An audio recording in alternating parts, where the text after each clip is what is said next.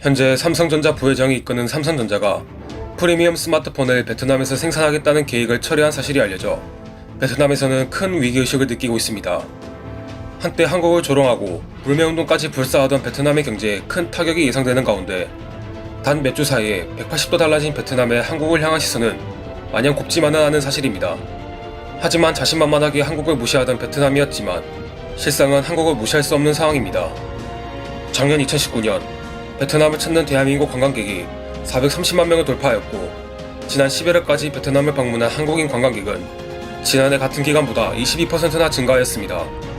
베트남 해외 관광객 1,800만 명 중 상당한 비중을 차지하는 대한민국이며 중국의 524만 명에 이어 두 번째로 많은 관광객들이 베트남을 찾은 것입니다. 베트남을 찾는 한국 관광객은 2015년 115만 명으로 처음으로 연간 100만 명을 돌파한 이래 2017년 241만 명에 달하는 등 매년 30에서 50%의 고성장세를 보여왔습니다. 동남아 최대 수상시장인 까이랑 수상시장은 부지런한 상인들과 이들의 모습을 사진에 담으려는 관광객들이 늘어나면서 대표적인 관광지로 자리 잡은 것입니다. 하지만 한국인 관광객의 발길이 뚝 끊기자 평소와 같은 활기찬 시장의 모습은 사라지고 인적이 드문 날이 허다한 것으로 알려집니다. 뿐만 아니라 한국인 관광객 유치로 지역 경제가 유지되던 곳들은 대형 식당과 마사지숍, 주점, 카페, 숙박시설 등이 줄줄이 휴업을 하고 있는 상황입니다.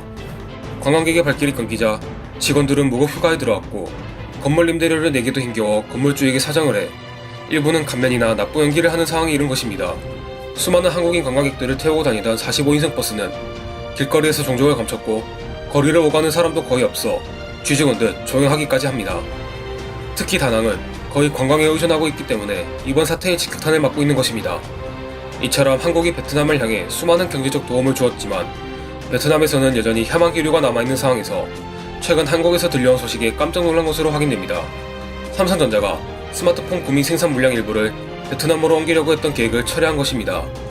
오히려 유럽과 미주 등 해외에서 생산하던 물량 일부를 구미 사업장으로 들여온 것으로 확인됐으며 이러한 배경에는 국내 사태가 안정 국면에 접어든 반면 해외 상황이 악화된 데 따른 것으로 분석됩니다. 지난 28일 삼성전자와 지역 경제기에 따르면 삼성전자는 구미 사업장에서 생산하던 프리미엄 스마트폰 일부를 한시적으로 베트남에서 생산하려고 했던 계획을 철회한다고 발표하였고 앞서 삼성전자는 국내 구미 사업장 생산시설의 가동 중단이 여러 차례 반복되자 지난달 초 스마트폰 생산 물량 일부를 베트남으로 이전할 계획을 수립했습니다. 그러나 국내 상황이 생각한 것보다 빠르게 안정세에 접어들자 삼성전자는 베트남 이전 계획을 굳이 실행할 이유가 없어진 것입니다. 지난달 말부터 삼성 구미 사업장에선 신규 사례가 한 명도 나오지 않았을 뿐 아니라 구미 지역도 지난달 27일 이후 해외 입국자와 재발생을 제외하곤 발생하지 않고 있기 때문에 경제적인 비용을 들여가며 베트남으로 옮길 이유가 사라진 것입니다. 국내 상황은 안정된 반면 해외 상황은 급격히 악화되고 있으며 이에 삼성전자는 유럽과 미주 지역에서 생산하던 스마트폰 물량 일부를 구미 사업장으로 가져온 것입니다.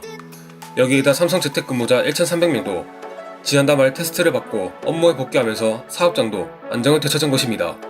삼성전자 고위 관계자는 사태가 유동적으로 변할 수 있어 조심스럽지만 현재로선 베트남 이전 계획은 없다. 많지는 않지만 유럽과 미주에서 생산하던 물량 일부도 구미로 가져왔다고 전했습니다. 베트남이 이렇게 삼성전자의 생산 라인에 자국을 끌어들이려는 이유는 국가 경제에 큰 도움을 주기 때문인 것으로 알려집니다. 삼성전자는 베트남 2개 생산기지에서 글로벌 전체 생산량의 절반 수준인 1억 6천만 대를 생산하고 있으며 이곳에서 생산된 스마트폰은 128개국으로 수출되고 있으며 베트남 시장은 인건비가 싸고 젊은 인구가 풍족해서 삼성이 생산기지를 중국에서 옮긴 것이라며 베트남에서는 일자리 창출과 동시에 국가 경제력에 이득을 주고 있습니다. 베트남에 진출한 지 올해 35년째인 삼성은 국민기업으로 통할 정도였으며 베트남 사회에서 삼성 제품은 국산품이라는 인식이 있을 정도입니다. 이번 사태에도 삼성 직원들이 예외적으로 입국이 허용될 수 있었던 것은 삼성과 베트남 정부의 오랜 관계 때문인 것으로 밝혀졌으며 베트남 정부에서는 휴대폰과 가전 등을 생산하고 있지만 여기에 더해 반도체 생산 공장까지 지어달라고 구애할 정도입니다. 오히려 영지 무상 제고, 법인세 면제 조치 등 과감한 규제 완화 등 삼성 측에 유리한 조건을 제시하며 어떻게든 베트남으로 삼성을 유치하기 위해 경쟁을 펼치고 있는 상황입니다.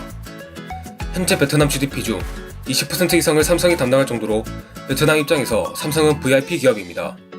베트남 국부를 창출하고 고용을 일으키고 적지 않은 세금까지 내는 삼성전자는 놓칠 수 없는 우량 고객인 셈입니다.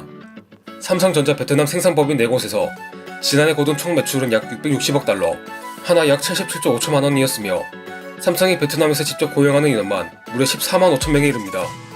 지난달 한 아세안 정상회의에 참석하려고 한국을 방문한 베트남 총리가 이재용 삼성전자 부회장과 잇따라 연쇄회동을 가진 것도 이처럼 베트남에서 한국 기업 삼성이 차지하는 어마어마한 비중을 잘 인식하고 있기 때문입니다.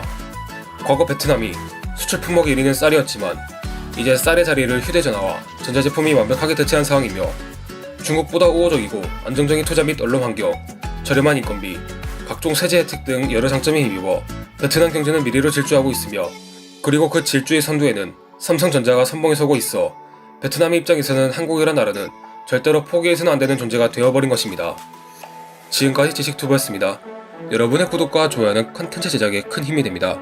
시청해주셔서 감사합니다.